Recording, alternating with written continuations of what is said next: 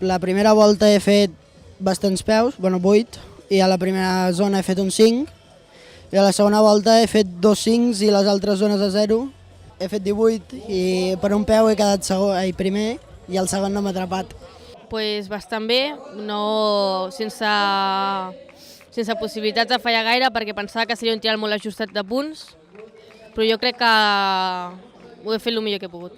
Pues el trial m'ha anat molt bé, ja que les zones eren molt difícils i m'agrada molt el trial quan és difícil perquè cadascú pot marcar les seves diferències i això, i bé.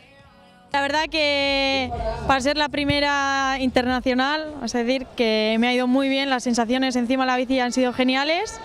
La primera vuelta no me ha ido muy bien, pero bueno, es muy típico en mí.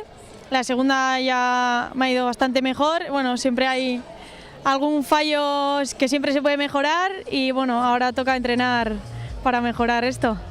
Pues ha empezado un poco dura, he tenido un par de zonas difíciles al principio. En la zona 3 he conseguido sacarla, muy contento, y a 3 pies. Y luego he tenido una fuerte caída en la zona de bobinas, las bobinas rojas, que al principio no sabía si iba a poder continuar, pero bueno, se me ha pasado un poco. Ahora me he puesto hielo, me recuperaré y nada, la última zona era muy difícil, pero he llegado hasta el penúltimo paso y bueno, la verdad es que estoy muy contento. Para ser la primera competición de la temporada ha ido todo muy bien y mejor de lo que esperaba. Déjà, j'étais étonné d'être en finale parce qu'il y avait beaucoup de très bons pilotes en 20, en 26 pouces, donc j'étais déjà content d'être en finale. Après, c'était une finale très difficile.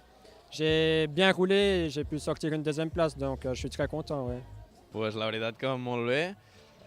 Ja he dit a les semis que m'havia notat superbé i ha sigut igual a la final. He començat molt concentrat, em notava amb molta confiança i simplement m'he notat bé i he fet el que sabia i ja està. O sigui, bàsicament ha sigut això. He fet 3 zeros a les primeres zones que eren bastant difícils, però les he pogut fer perquè les veia, i després hi havia 2 passos que eren impossibles. Jo crec que el de les bobines potser era possible, però era molt difícil i amb un intent només és el que té la competició. Però supercontent d'haver pogut donar el millor de mi mateix i espero a les següents estar igual de bé.